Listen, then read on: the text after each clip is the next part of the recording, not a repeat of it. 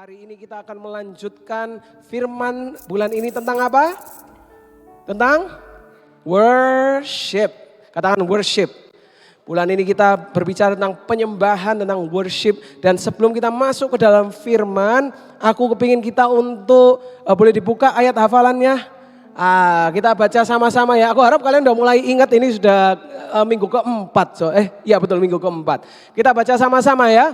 Roma 12 ayat 1, 2, 3. Karena itu saudara-saudara, demi kemurahan Allah aku menasihatkan kamu, persembahkanlah dirimu sebagai hidup yang kudus, yang berkenan kepada Allah, itu adalah ibadahmu yang sejati. Amin. Dan hari ini kita ada pembicara yang sangat spesial. Beliau adalah salah satu bagian dari tim penggembalaan di gereja ini. Mari kita sambut bersama-sama untuk Pastor Hari. Boleh yuk?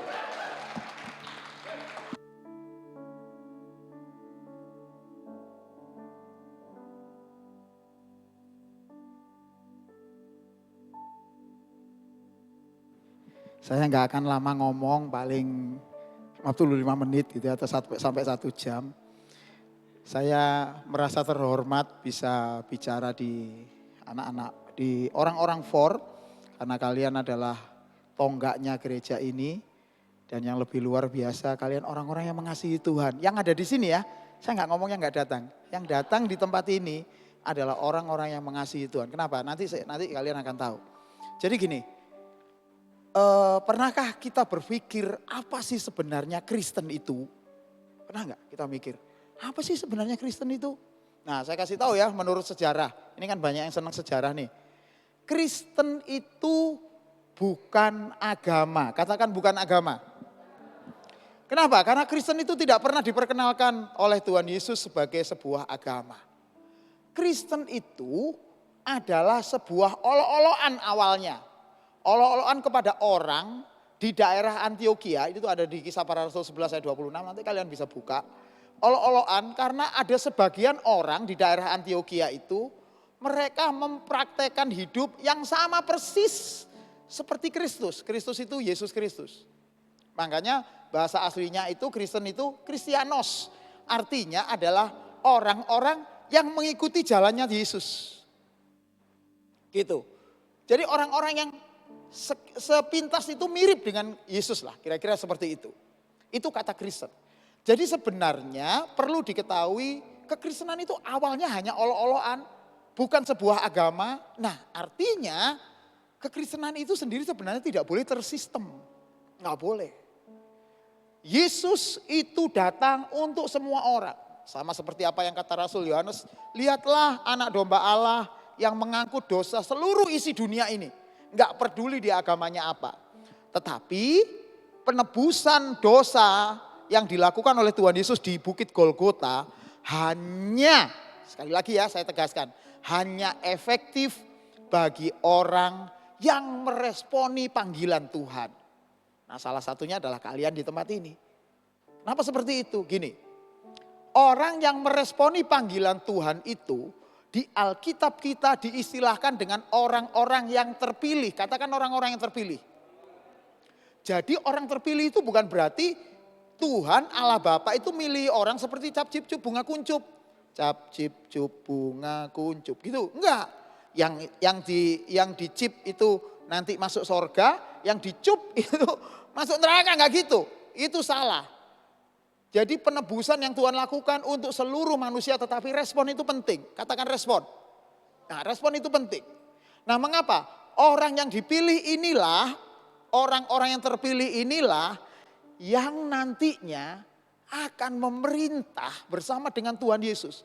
Jadi perkara urusan masuk surga itu bukan hal yang perlu diperdebatkan lagi di dalam kekristenan. Kamu masuk surga atau tidak? Enggak. Karena yang menjadi penting sekarang bagi orang-orang yang sudah terpilih adalah memerintah bersama-sama dengan Tuhan Yesus. Mendapatkan otoritas dari Tuhan Yesus untuk memerintah. Seperti kata firman Tuhan, engkau akan memerintah bersama dengan Tuhan Yesus. Gitu. Nah, oleh karena itulah masalahnya adalah karena kita tahu kekristenan bukan agama dan kita nanti dipanggil untuk memerintah. Itulah sebabnya makanya kekristenan gak bisa disistemkan. Gak bisa. kalau ada teman-teman kita dari Katolik itu mensistemkan agamanya, itu karena adat istiadatnya zaman waktu di Roma itu ya seperti itu. Orang Katolik sampai sekarang ya modelnya seperti itu. Orang Ortodok cara berdoanya ya seperti itu. Cara berdoanya seperti itu. Bismillahirrahmanirrahim itu seperti itu. Ya, Kristen juga.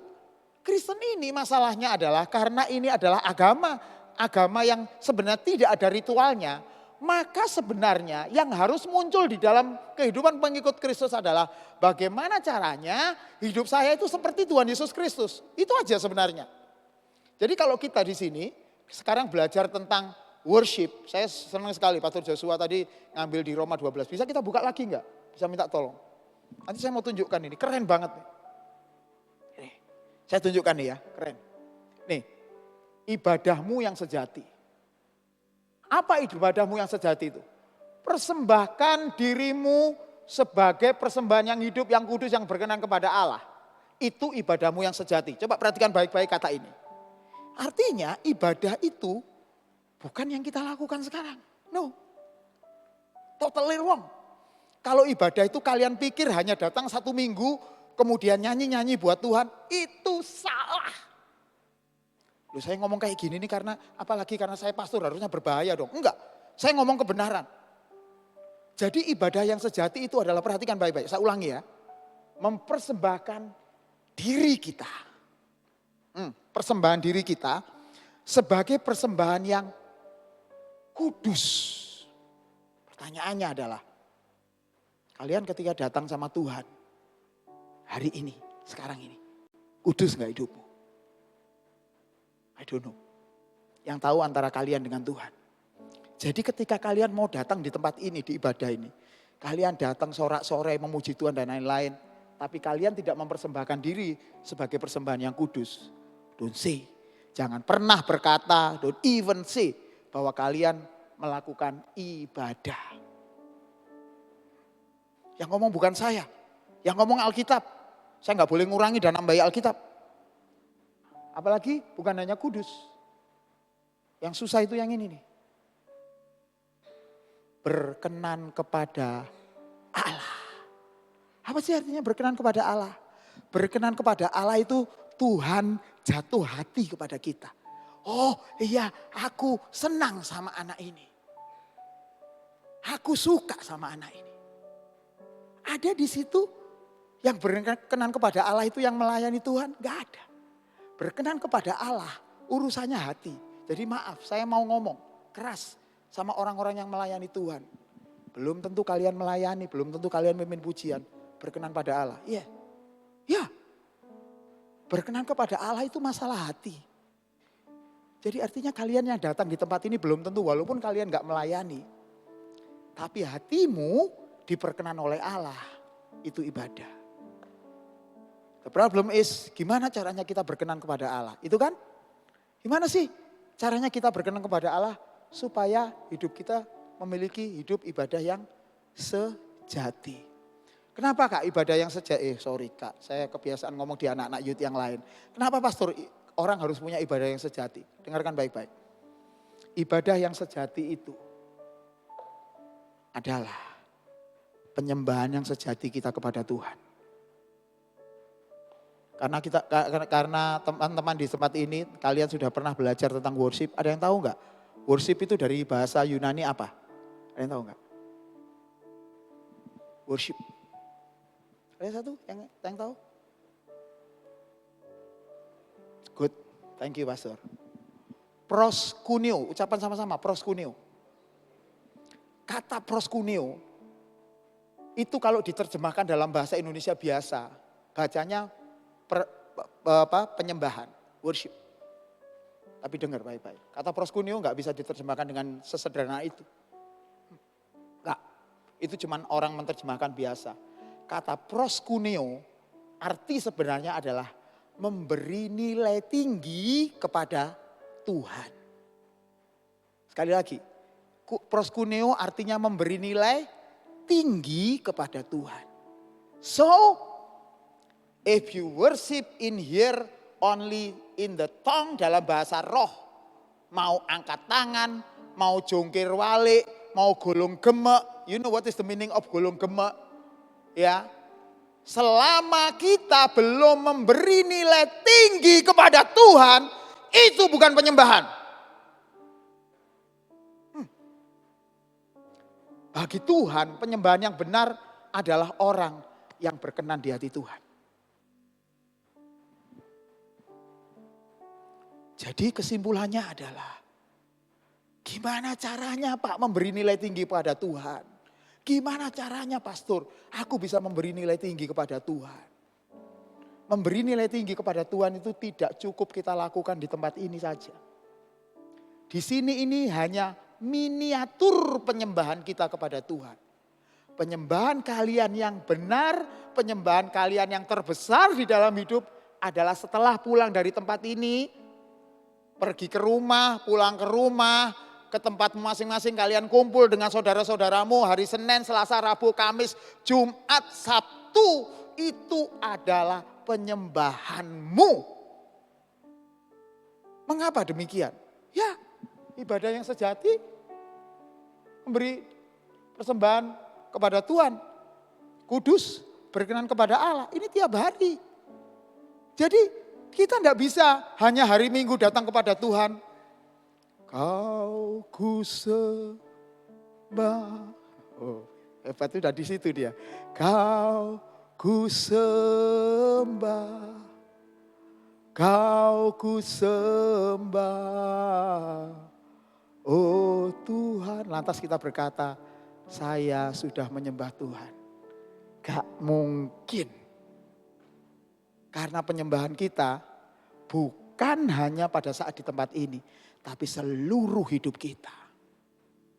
Saya enggak mau youth gereja Surabaya City Blessing itu melakukan tindakan munafik yang hanya nyembah pada saat hari Minggu, lantas di kehidupan sehari-hari masih suka buka gambar porno, suka buka YouTube dan Facebook yang ada aneh-aneh itu.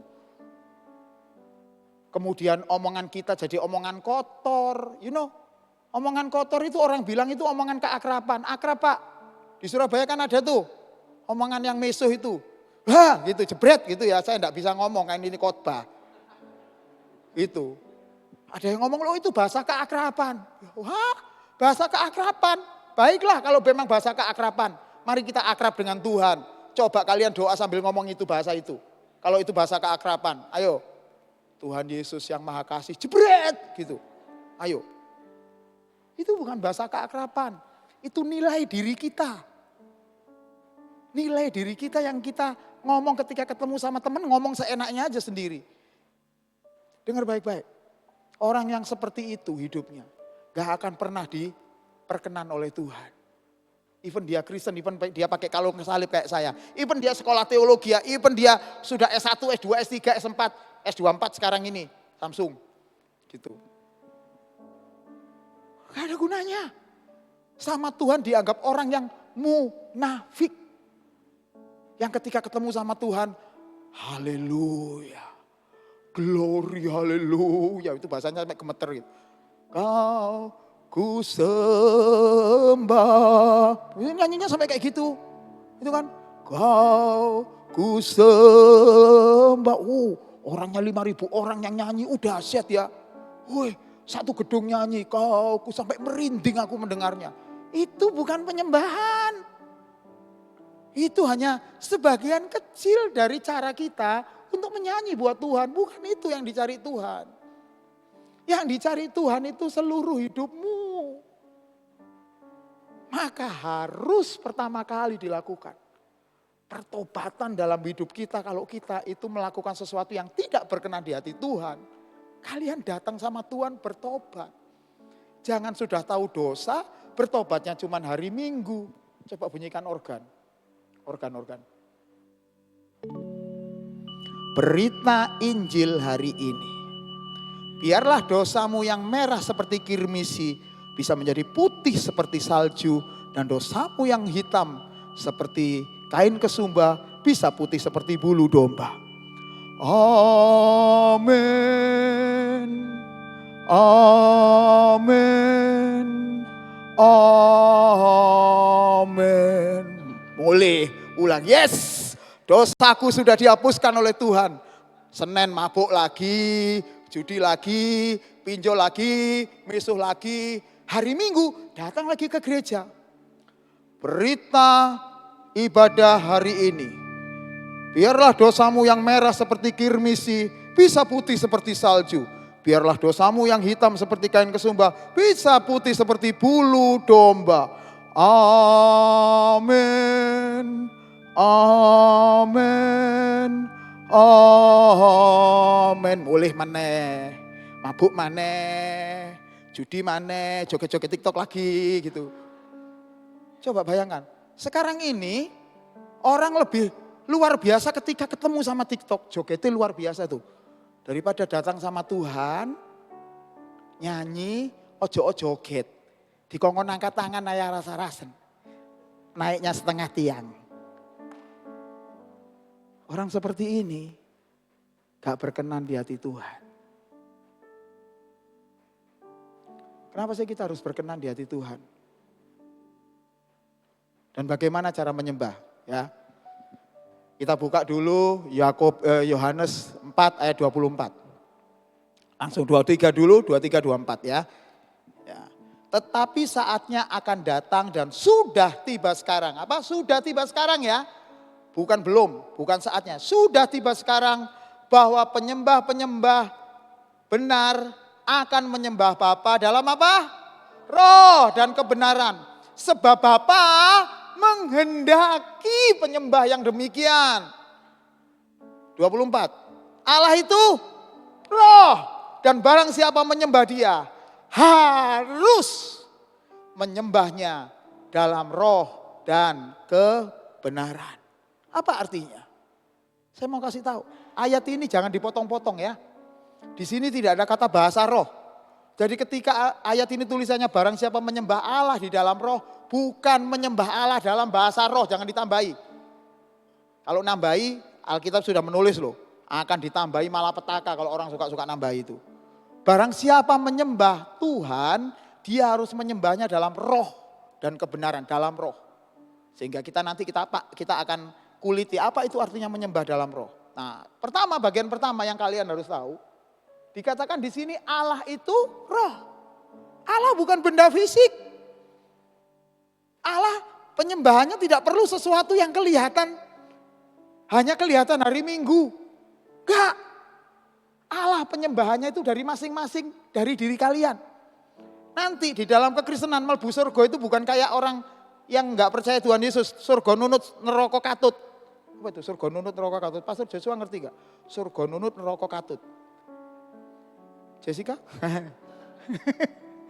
Surga nunut neraka katut itu artinya ke surga ikut, neraka juga akhirnya ikut.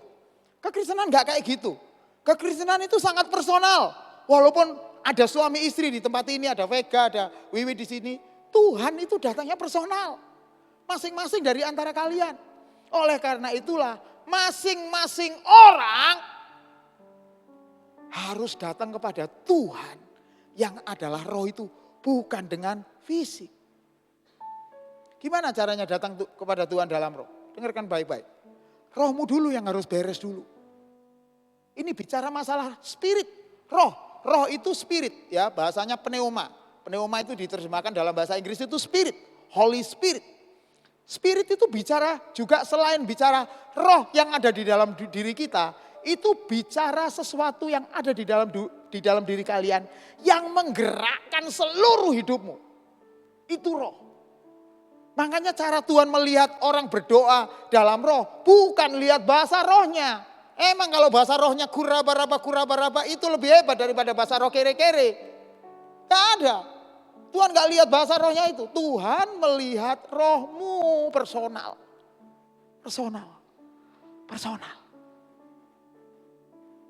Rohmu beres enggak? Spirit kita ketika kita hari Minggu yes ke gereja. Tapi ketika Senin, apa ketika Senin itu kita bikin cari uang, cari ketenaran, cari yang lain-lain yang enggak. Spirit kalian tiap hari itu harus tertuju pada Tuhan Yesus Kristus. Loh pastor berarti saya harus jadi pendeta. No, enggak. Bukan berarti seperti itu, tapi ketika kalian belajar, kuliah, atau melakukan pekerjaanmu itu, pastikan yang kalian kerjakan itu sesuai dengan firman Tuhan. Kalau kuliah, kalau belajar, ojo nyontekan, ojo nyuntuan, awas nek ono sing nyuntuan.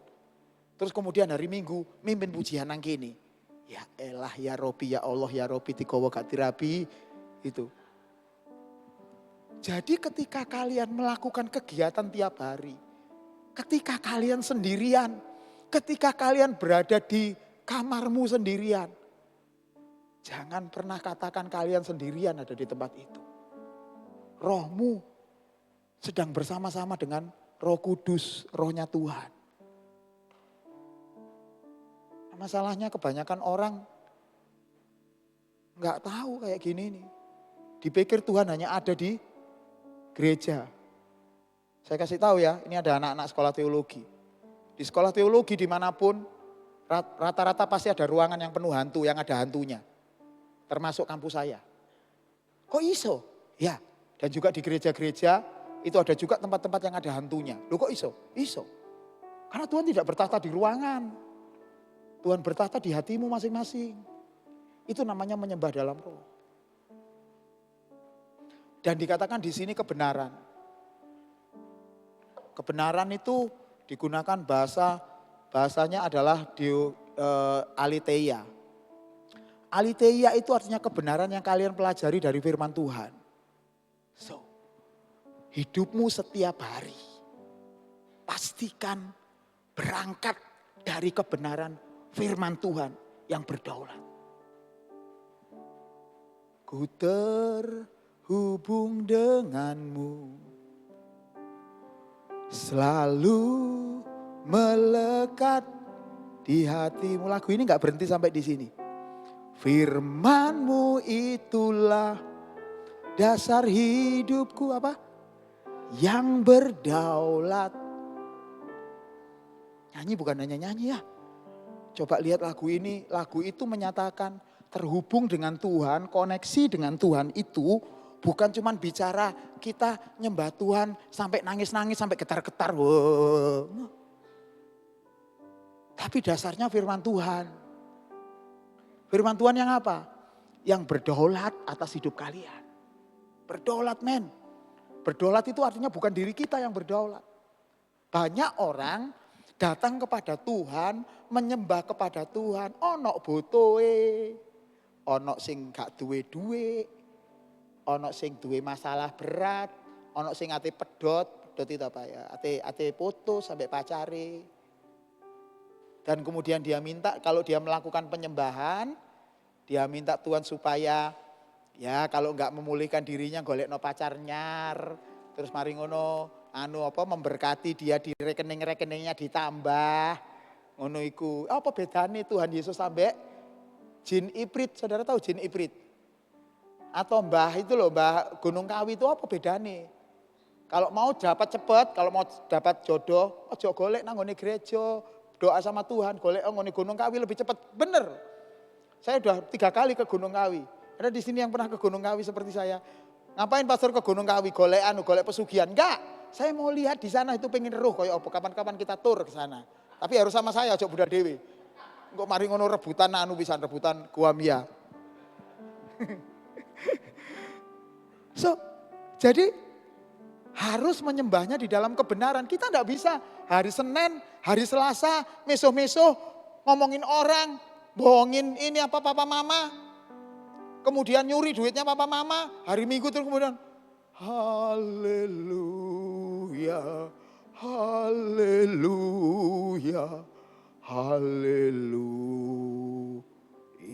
Gak cukup. Kita enggak bisa. Kalau saya jadi Tuhan lihat orang seperti ini, tak lepeh, buh. Api cuma hari Minggu tok. So, pastikan kalian ketika datang pada Tuhan di tempat ini nyembah Tuhan.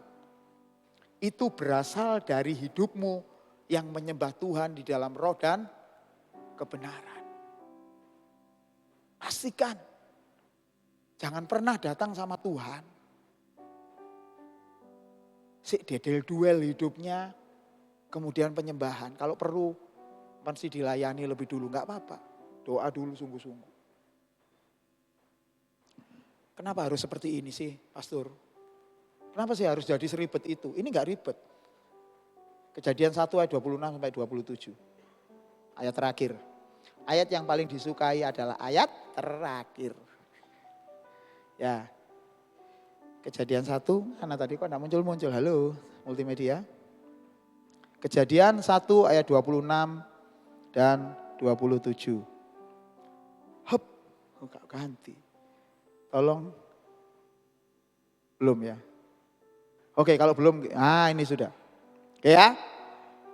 Kitab Kejadian itu saya jelaskan dulu ya. Supaya kalian yang suka bertanya tentang Alkitab itu dapat gambaran ya. Kitab Kejadian itu adalah kitab yang paling banyak menjelaskan mengenai mengapa Tuhan menciptakan manusia. Dan untuk apa manusia itu diciptakan, sejarahnya ada. Dan di kitab Kejadian itu paling banyak pertanyaan. Contoh salah satu pertanyaannya yang sulit dijawab. Istrinya Kain itu namanya siapa, Pastor? Ayo, siapa ayo? Kalau ono dhewe, lah Kain kawin sama siapa ya? Kan sekarang tinggal Kain dan Set podo lanange. Bu Kain. Sopo? Lah itu nanti banyak pertanyaannya, enggak cukup saya bahas di sini ya. Oke, dengarkan baik-baik. Kejadian 1 ayat 26 itu adalah gambaran yang paling penting yang harus kalian ketahui mengenai tujuan Tuhan menciptakan manusia. Ya, menjadikan manusia. Marilah kita menjadikan manusia. Iku ono sing ilang. Marilah kita menjadikan manusia menurut gambar dan rupa kita. Ya, perhatikan kunci kata gambar dan rupa dulu ya. Kunci kata gambar dan rupa. Supaya mereka berkuasa atas ikan-ikan di laut, burung-burung di udara dan atas ternak dan atas seluruh bumi dan atas segala binatang melata yang merayap di bumi. Perhatikan, Tuhan menciptakan manusia, Adam dan Hawa, ada tujuannya. Kalau orang berkata, biasanya gini, Tuhan menciptakan untuk kita menyembah Dia. Ini gak ono ayate. Sing ono ayate supaya berkuasa. Nah, tapi artinya menyembah itu nanti akan terangkum dalam kehidupan yang seperti ini, ya. Gak salah juga sih sebenarnya, tapi mesti dijelaskan. Itu ya. Baiklah, kita menciptakan manusia menurut apa tadi? Gambar dan rupa. Nah, supaya mereka berkuasa, taking dominion. Gara-gara dosa, maka berkuasa ini kemudian jadi enggak berlaku. Harusnya ketika Tuhan menciptakan manusia, Tuhan sudah punya gambaran. Ini manusia nanti, Adam dan Hawa dan seluruh keturunannya, mereka akan berkuasa atas seluruh ciptaan. Itulah sebabnya mengapa Tuhan menciptakan alam semesta yang seluas ini. Pernah enggak berpikir, kenapa sih kok cuma ada di bumi kehidupan? Enggak. Tuhan menciptakan seluruh planet. Kalau kalian tahu, nanti kapan-kapan kita cari deh. Berapa planet yang sebenarnya ada di tata surya Bima Sakti. Berapa lagi miliaran Bima Sakti. Jarak kita ke planet terdekat dari galaksi yang lain itu berapa? Itu luar biasa, kita akan kagum pada cara Tuhan. Nah, Tuhan menciptakan itu semuanya untuk manusia. Coba kalian bayangkan, seandainya Adam dan Hawa tidak jatuh dalam dosa, maka manusia akan utuh sampai sekarang ini. Ya, akan utuh. Orang pinter-pinter seperti Einstein, orang pinter-pinter seperti Alexander Graham Bell, orang pinter-pinter seperti ya pokoknya orang-orang penemu-penemu lah. Itu masih hidup sekarang. Kalian bisa bayangkan apa yang terjadi dengan dunia ini. Sekarang aja saya beli handphone bulan Agustus beberapa tahun yang lalu. Moro-moro meneh bulan September itu sudah ada keluar merek baru. Dulu zaman saya masih sekolah ya, saya kalau pakai komputer gawe disket sing gede ini sakmene. Sekarang cukup flash disk gini. Kekuatannya 1 tera. Dulu itu flash disk disket yang gede segitu 512 kilobyte. Jadi kalian bayangkan dilebok nontek. Gitu. Tapi sekarang sudah cepet. Nah, itu padahal kita masih bicara teknologi yang komputer, belum lagi teknologi yang lain. Nah, bayangkan kalau seluruh umat manusia masih hidup pada zaman yang sekarang ini. Wow, dahsyat. Dan itu yang Tuhan sedang lakukan pada manusia saat itu. Maka Dia menciptakan manusia menurut gambar dan rupa Dia supaya mereka nanti pantas berkuasa atas apa ini? Ikan-ikan di laut. Memang Alkitab terbatas ya, jangan ngomong loh. Pastor gini kok enggak ada ya. Komputer teknologi, gak ono zaman sakmono gak ono. Ikan-ikan di laut itu artinya seluruh yang ada di laut dikuasai manusia. Burung-burung di udara, seluruh apa yang ada di udara, manusia nanti berkuasa. Galaksi dan lain-lain. Atas ternak, segala sesuatu yang di darat. Dan yang luar biasa ini, kata ini nih. Atas seluruh bumi. Jadi semuanya sudah dirangkum, cuma ono sing nyempil situ. Ini bukan kebetulan ya. Segala binatang melata yang merayap ini enggak kebetulan nih. Kenapa dicantumkan terpisah dengan ayat-ayat sebelumnya? Karena Tuhan mau kasih tahu, binatang melata yang merayap itu maksudnya adalah, tahu binatang melata kan? Apa contohnya? Ular. Nah itu ular itu di Alkitab simbol dari iblis. Jadi manusia pada saat itu pun harus berkuasa sama iblis. Jadi jangan ada pertanyaan gini, loh kalau Tuhan mengasihi kenapa naruh iblis di Taman Eden? Kan gitu pertanyaannya banyak. Loh iya, ditaruh supaya manusia berkuasa. Kan orang masih, kenapa sih ditaruh di Taman Eden? Membuat manusia, menggoda manusia jadi jatuh dalam dosa. Ya enggak lah. Justru manusia diminta berkuasa. Oleh sebab itulah Tuhan menciptakan manusia menurut gambar dan rupa. Coba mari kita lihat ayat 27, ada yang aneh nih. Ayat 27. Maka Allah menciptakan manusia itu menurut rupanya di mana? Oh kebetulan pastor, ya namanya gambar itu tercakup sama rupa. Enggak. Alkitab itu huruf per huruf, itu luar biasa. Sangat luar biasa, nggak mungkin salah tulis. Maka ayat 27 menulis, maka Allah menciptakan manusia itu menurut gambarnya. Dan itu diulangi lagi, kalau itu sebuah kesalahan pasti ini dibenerin. Menurut gambar Allah diciptakannya dia laki-laki dan perempuan diciptakannya mereka. So kesimpulannya, kalian pun sebagai keturunan dari Adam dan Hawa diciptakan menurut gambar Allah, the image of God. Apa itu? Orang yang memiliki pikiran, perasaan, dan kehendak. Secara singkat ya, kalau saya jelaskan lama. Pokoknya kalian memiliki pikiran, perasaan, dan kehendak. Kalau kalian sekarang ini lengkap memiliki pikiran, perasaan, dan kehendak, artinya tidak gila, gak gendeng, gak stres, itu kalian berarti adalah orang yang diciptakan menurut gambar Allah. Terus rupanya di mana? Nah penting ini. Kata ini menggunakan kata Ibrani yang namanya demut. Ucapan sama-sama saya, demut. Nah demut itu dilakukan Tuhan sepanjang hidupnya Adam dan Hawa dengan cara mendidik mereka dengan kebenaran terus. Kebenaran yang hanya berasal dari Tuhan, yang hanya boleh didengarkan dari kata-kata Tuhan. Adam dan Hawa nggak boleh lihat dari yang lain. Jadi supaya mereka berkuasa, kamu dengerin yang aku ajarkan ya, terus ini karena ini kebenaran. Ya, itulah dwellingnya atau penyembahannya, kehidupan bersama-samanya Tuhan bersama Adam dan Hawa. Penyembahan mereka pada saat itu seperti itu. Tapi sayangnya karena dosa merusak, maka rupa Allah rusak dalam hidup manusia. Sehingga muncullah ayat yang menyatakan kemuliaannya Tuhan kemudian surut atas hidup manusia. Dan dengar baik-baik, ini bagian yang paling penting. Ketika Tuhan Yesus mati di Golgota 2000 tahun yang lalu. Dia tampil dan berkata seperti ini. Ya, percayalah kepadaku, orang yang percaya nanti akan aku selamatkan. Artinya Tuhan akan menyelamatkan hidupnya orang ini nanti di surga karena kemuliaannya dipulihkan kembali. Nangkep di situ? Jadi kalau rusak karena dosa oke lah. Tapi hanya orang yang percaya Yesus yang bisa dikembalikan kemuliaannya. Yang gak percaya Yesus gimana? Gak bisa. Bisa jadi orang yang gak percaya Yesus orang baik. Baik banget.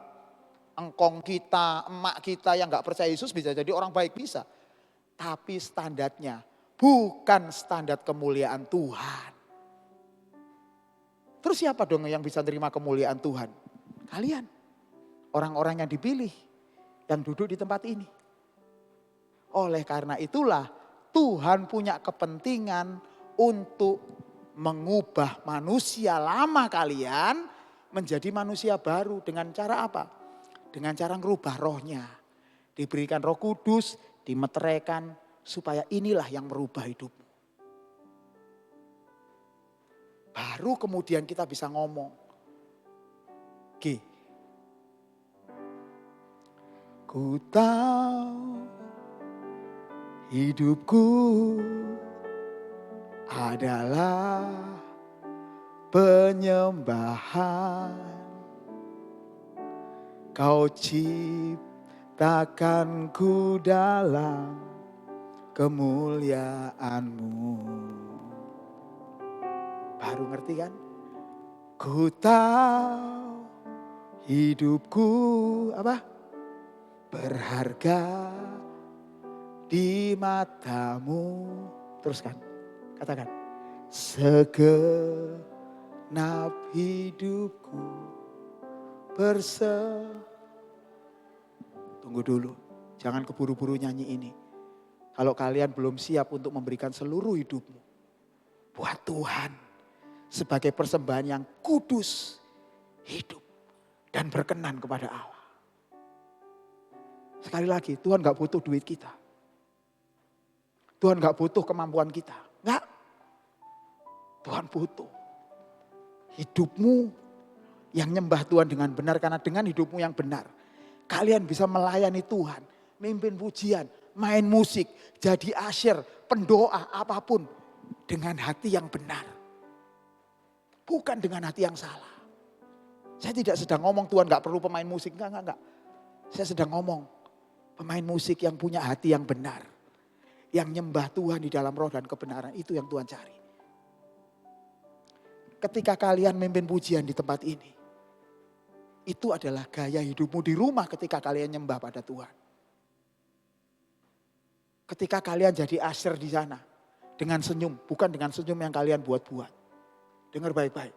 Kalian tersenyum karena ada jiwa datang kepada Tuhan dan dia belajar kebenaran. Sama seperti kalian belajar kebenaran. Ketika kalian melayani jadi apapun di tempat ini, hidupmu di luar ibadah. Di luar ibadah ya. Tetap berkenan di hatinya Tuhan. Karena penyembahan adalah proskuneo. Artinya memberi nilai tinggi Tuhan. Bukan memberi nilai tinggi pada dirimu. Jadi kalau ke gereja tersinggungan, ke gereja masih suka marah. Kalian belum proskuneo. Walaupun ngomongnya saya penyembahan. No, di hadapan Tuhan kalian belum proskuneo. Kata proskuneo itu ngeri lagi kalau pakai bahasa Ibrani. Mau denger ya, sedikit sebentar ya. Bahasa Ibraninya proskuneo itu sakah, katakan syakah. Syakah, syakah itu bukan sekedar proskuneo memberi nilai tinggi. Tapi gini nih syakah.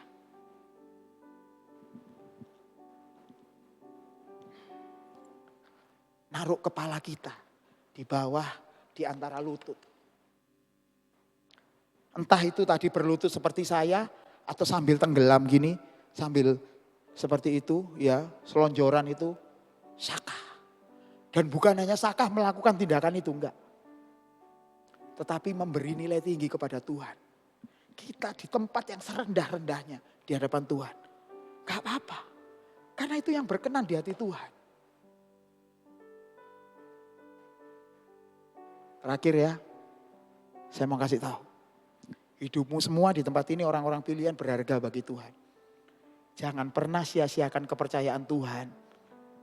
Dengan kita tidak nyembah dengan benar. Allah itu roh. Maka ketika datang pada dia, datanglah dalam roh dan kebenaran. Bukan dengan kemunafikan. Bangkit berdiri yuk. Saya ajak kalian nyembah dengan cara yang tidak biasa.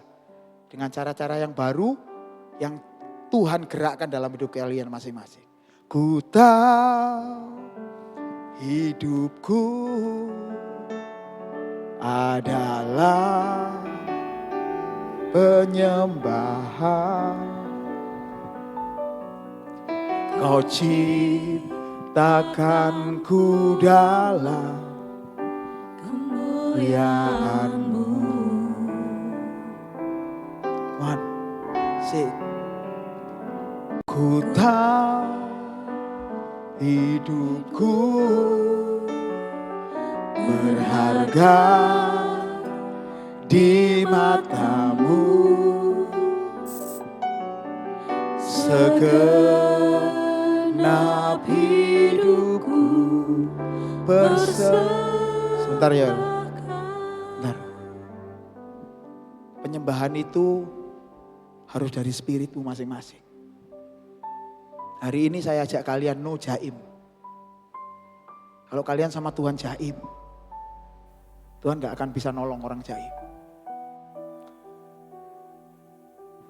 Pastikan dari hatimu, hati kalian benar-benar tertuju pada Tuhan lebih dulu. Yuk, beri nilai tinggi kepada Tuhan bukan buat kita.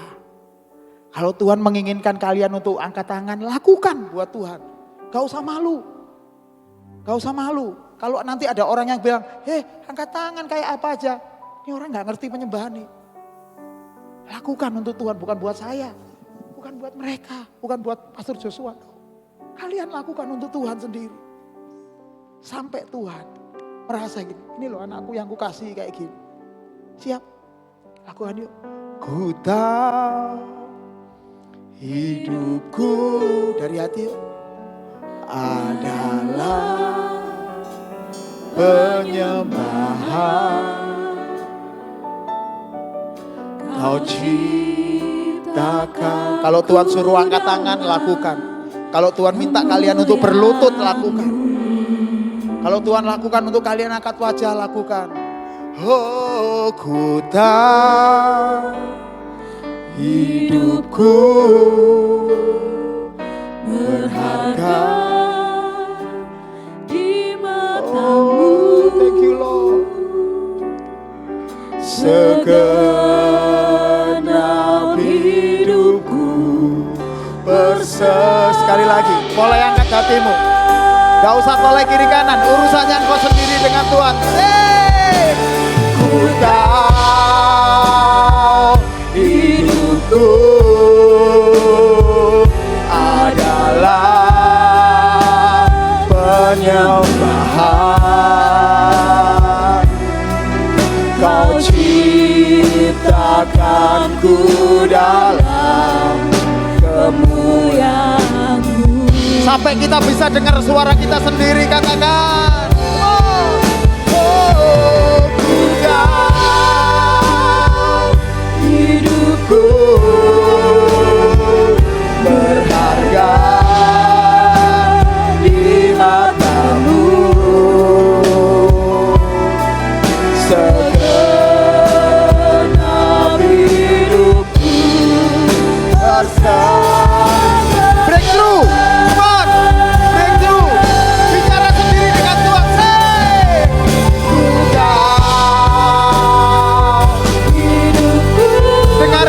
Dari dalam hatimu. Kalau Tuhan minta kalian untuk angkat tangan, lakukan. Saya gak perlu minta. Oh, kau ciptakanku dalam kemuliaan-Mu.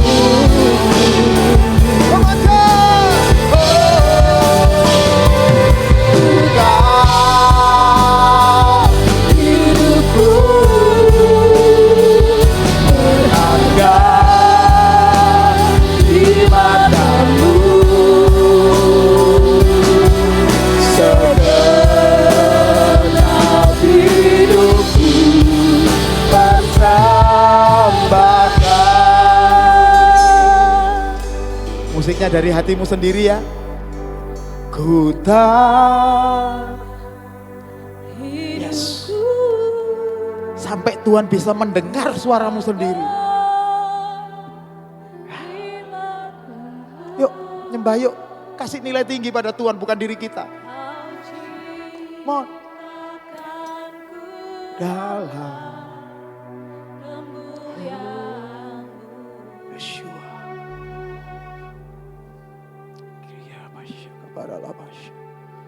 ku tahu. Yuk kasih nilai tinggi sama Tuhan yuk. Di mata-Mu segenap hidupku. Ada beberapa yang mulai dijamah Tuhan. Terus saja. Terus saja. Beri nilai tinggi kepada Tuhan, katakan, ku tahu Yes, gak usah toleh kiri kanan, biarkan kiri kananmu. Adalah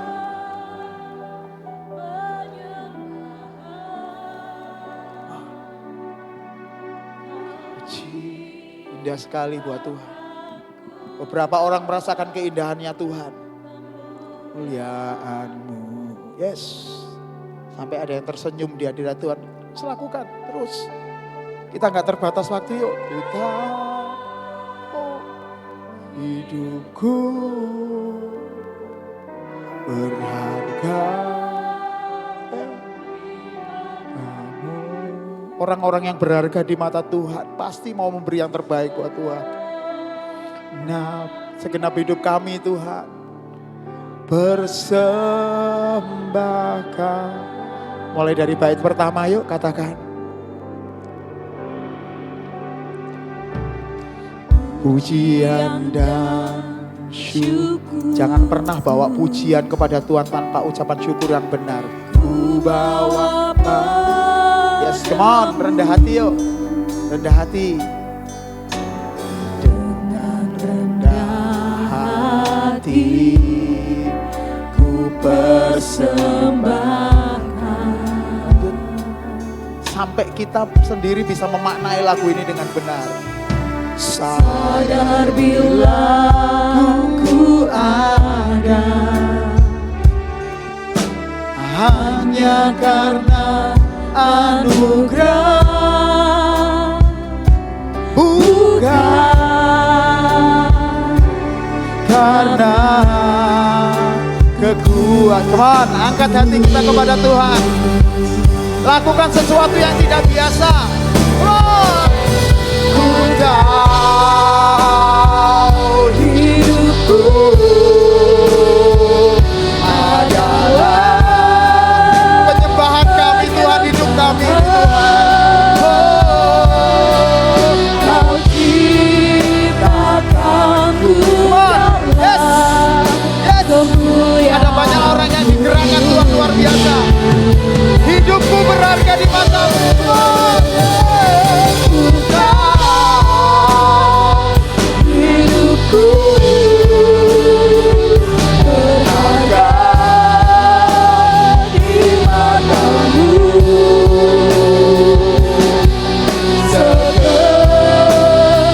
Gereja Tuhan, orang-orang yang dipilih, lakukan yang terbaik buat Tuhan kita. Beri nilai tinggi kepada Tuhan kita, katakan dari hatimu. Tuhan, breakthrough. Yes. Hidupku adalah penyembahan. Kau ciptakanku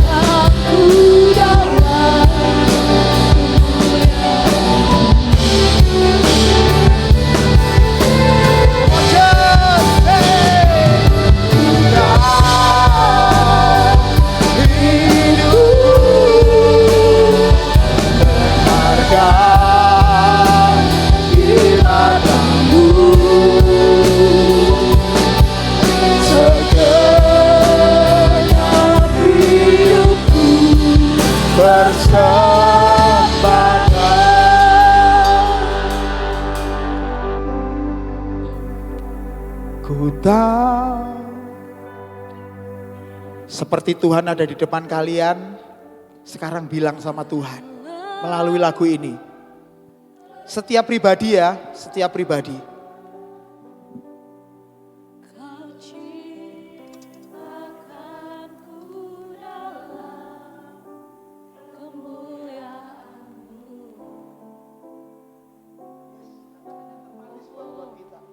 Yang termanis buat Tuhan kita. Wow, yes, amen. Berharga, oh Lord. Segenap hidupku bersama. Saya kasih waktu biar musik saja yang mengalun. Mulai dengar suara Tuhan dari masing-masing hatimu. Ya, saat teduh yang luar biasa. Pastikan masing-masing kita terhubung dengan Tuhan, kontak dengan Tuhan. Fill me Holy Spirit. Fill me Holy Spirit. Isi hidupku. Yes. Jangan pernah tinggalkan ruangan ini tanpa kalian dijamah hatimu oleh Tuhan. Rugi. Yes. Wow. Hari ini ada banyak orang yang disegarkan kembali. Ada banyak orang yang dipulihkan. Terus lakukan penyembahan yang benar ya. Tuhan, hamba-Mu selesai berbicara. Tapi Roh Kudus, mari terus berbicara dalam hidup kami sepanjang hidup kami. Karena kami mau, kami menyembah Engkau di dalam roh dan kebenaran Tuhan. Bukan dengan ritual, bukan dengan kebiasaan, tapi roh kami terhubung denganmu. Kami mengucap syukur. Dalam nama Tuhan Yesus Kristus kami berdoa. Yang percaya Tuhan sama-sama katakan.